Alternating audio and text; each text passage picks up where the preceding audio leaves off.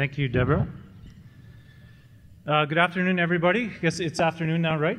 And as she was saying, go ahead and eat.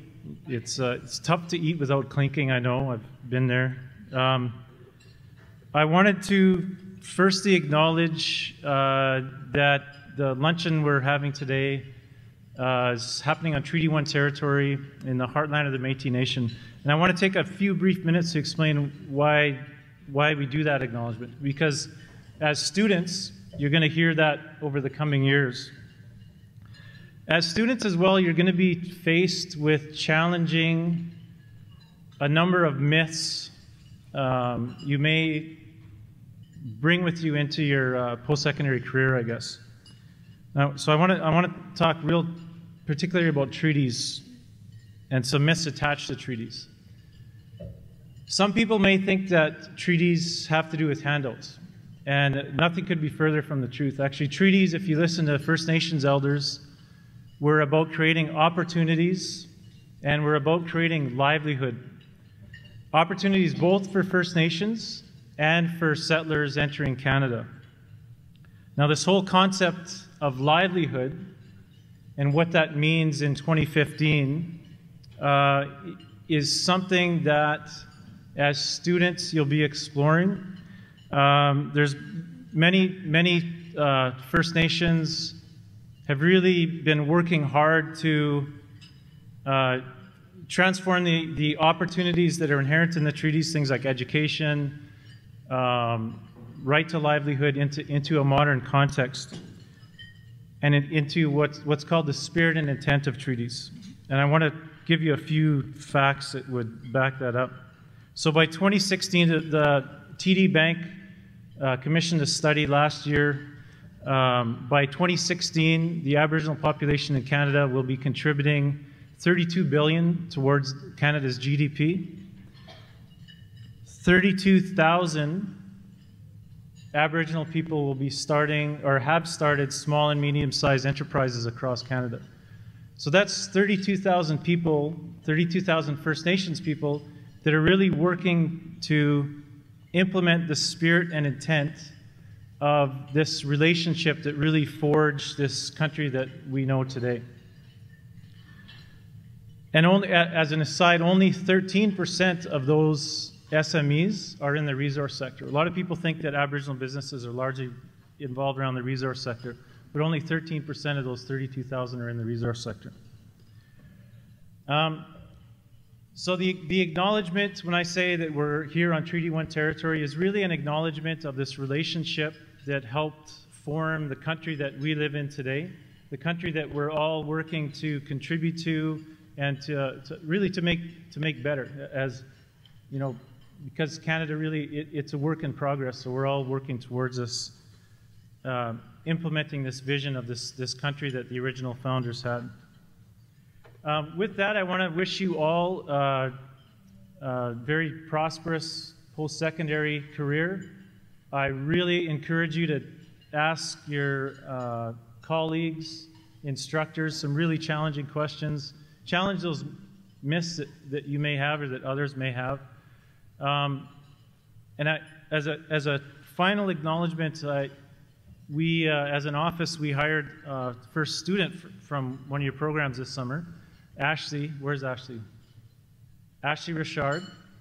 And I have to say I'm immensely impressed by Ashley and everything that she's done with our office, so I would really like to encourage the business community to really embrace the students coming out of this program, because I've been really impressed by the work that Ashley's done for our office, and that she'll hopefully continue to do for our office into the future. So with that, thank you very much.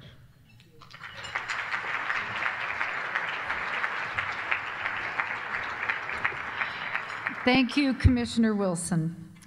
Next up, your Dean. Dr. Michael Benarash is Dean and CA Manitoba Chair in Business Leadership at the Asper School of Business and the University of Manitoba. Previously, Professor Benarash was founding Dean of the Faculty of Business and Economics at the University of Winnipeg, A graduate of the University of Winnipeg, he received his PhD in economics from Carleton University in 1992 and a master's from the University of Western Ontario in 1984.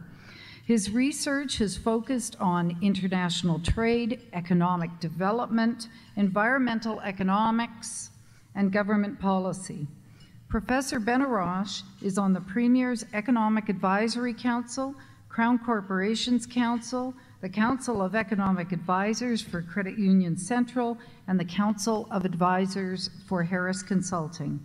And for the past several years, you might also have heard Professor Benarosh providing expert commentary on both federal and provincial budgets for CBC Radio in Winnipeg. Please join me in welcoming Dr. Michael Benarosh.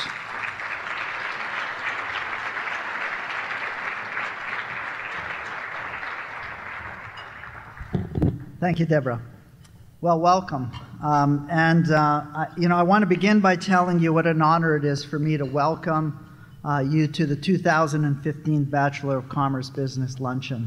I want to extend a special welcome to all of our first-year students here. Many of you are just starting your university careers, like Riley, who's just coming from high school, and others have already attended university for 1 or more years. Some of you have traveled great distances to be here at the University of Manitoba, while others are from here in Winnipeg. And you find yourselves in the same position, starting your business education. And so today you take your first step towards joining the IH Asper School of Business family and community. In the room today, I also want to acknowledge the student volunteers, staff, faculty, and members of the associates and young associates who have given of their time to make this event special. I want to especially thank Ms. Courtney Thompson. Is Courtney in the room here? Who has worked tirelessly on behalf of the school to make this event so special. And finally, I want to tell you what a privilege it is to sit at the table today with my esteemed colleagues and our incoming students. So it's truly an honor. And you should know that it's a privilege to be able to serve as Dean of the Asper School of Business, one of the most prestigious business schools in Canada, and a school that's made a major impact not only here in Manitoba, but in Canada and the world. And as new entrants to the Asper School, you actually join a community of over 15,000 alumni and 1,400 current undergraduate students. And you should know that this year, for every student that we accepted into the program, we turned away approximately 3 students. That means that you've all accomplished something really special. Because of your hard work and accomplishments, you have gained entrance into a business program that will provide you with limitless opportunities. In fact, these limits will only be those that you place upon yourself. Our school started the tradition of this BComm luncheon as a way of introducing you to what the school has to offer. At your table, as Deborah has told you, there are students, staff, faculty, alumni, associates, and young associates. This is a little snapshot of the Asper School community here in Winnipeg. Each individual at the table can provide you with a little different perspective on what we offer at the Asper School, so take advantage of it. I know for some of you it's a little bit intimidating, but over the next hour or two, take advantage of the opportunity, ask them some questions, ask for their opinions. Over the next few years, your professors will challenge you inside and outside the classroom. They'll expose you to cutting-edge knowledge of what it takes to run or manage a successful business. This is knowledge that I know you will carry with you for the rest of your lives. I can't tell you how many times I meet up with alumni who tell me that every day at work, no day at work goes by without them using something that they learned in the commerce program at the University of Manitoba, and this extends right up the chain to the CEOs. Your educational opportunities, however, don't extend beyond just the classroom. And here's the thing, what you learn in the classroom is required, and in order to pass your tests, your essays, and assignments. But what you are exposed to outside the classroom is optional and up to you.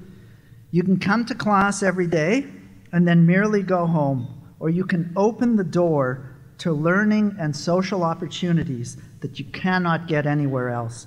I'm here to tell you to choose that second option. Take advantage of some or all of the opportunities that are available to you. You will be enriched for it, and you'll never look back. And let me just give you a few examples. Our international exchange program, the largest on campus, is your door to the world. This year, over 70 Asper students will be spending at least one term studying and living abroad at universities in other countries, like in England, Mexico, Brazil, Switzerland, France, Holland, Japan, and Hong Kong. Our co-op work-study program, again the largest at the university, allows you to work while you attend the Asper School, and you can have up to 3 work terms in different companies and organizations. You can participate in one of our many business competitions, join one of the teams, and travel with our school across North America to compete. These involve case competitions, marketing, finance, supply chain management, entrepreneurship. Last year, our school won JDC West, the largest business school competition in Western Canada. We sent over 50 students to that competition. For our Aboriginal students, you can join the Aboriginal Business Education Partners Program and help to participate in the furthering of the success of our Aboriginal communities in Manitoba. For those students interested in starting their own business, you can join the Stu Clark Center for Entrepreneurship. Or join our school's student-led fundraising efforts through Shinorama, or 5 Days for the Homeless. You can join one of our stags, our student groups, developed around your major or your area of interest. And finally, for those students interested in a little bit of politics, you can run for the Commerce Students Association. And if none of that appeals to you, at least go to the socials. I hear they're the best socials in town. So why do I tell you this? I tell you this because I want you to know that by choosing to attend the Asper School, you are connected to our province's leaders in business and public life through our alumni associations, through the associates and the young associates. I tell you this because by connecting to your classmates, you will develop lifelong friendships and associations. And I tell you this because by taking advantage of these opportunities, you will become a leader before you leave the Asper School. Our job at the Asper School is to ensure that we prepare you for whatever career choice you make. Our job is to open doors and expose you to the endless stream of possibilities offered by the world of business. So to all the first years, you are a privileged few who have been accepted into the Asper School as incoming class of 2015. You have been provided with a gift. Nurture it, and the rest will take care of itself. Thank you, congratulations, and good luck.